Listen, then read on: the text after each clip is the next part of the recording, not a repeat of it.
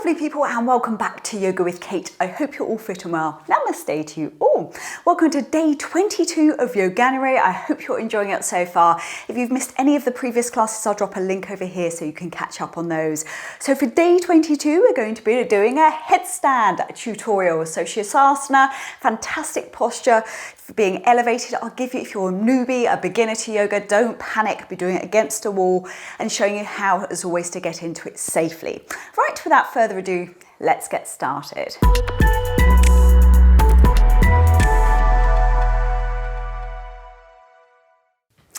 Right, so we're going to start off in dolphin pose. So we're going to come down on our mats. I'll change that camera angle for you so you can see what I'm doing. So we're going to come to our hands and our knees. Now for our setup, which we will be doing against the wall, I wanted to go through this slowly first with you. So you're going to come down to your elbows here. Now what I want you to do is your elbows should be underneath those shoulders. You're then going to take your hands around the outside of your elbows. That is the correct distance width for you in this posture. Once you're there, you're just going to keep your elbows where they are, bring your hands in front and interlink those fingers. So we're going to start off just doing a nice dolphin. So we're just going to tuck the toes under and push our bottom tailbones up towards the ceiling. Now, in this posture of dolphin, I want you to really feel what's going on in your arms and your shoulders, because it's a very similar feeling to in headstand, and we're not using our head. I know it's called headstand, but I want 80-90% of the weight is going to be on the elbows and using those shoulders. So try and remember how that feels, and just drop down to your knees. Just give those arms a little rest for a moment. So I'll be doing it step by step. Please, please, please do this against a wall, especially if you're a beginner or even if you're not, just to ensure you don't hurt yourself. And I wouldn't recommend this if you've got back issues going on at the moment. Right. So we're going to turn ourselves around so we're facing the wall. Yet again, you're on your hands and knees, and then we're just going to come down. So yet again, your hand placement, you're going to place your elbows on the mat, and then you're grabbing opposite elbows to make sure that that's your nice base, and taking those hands in front of you. Now you're interlinking those fingers.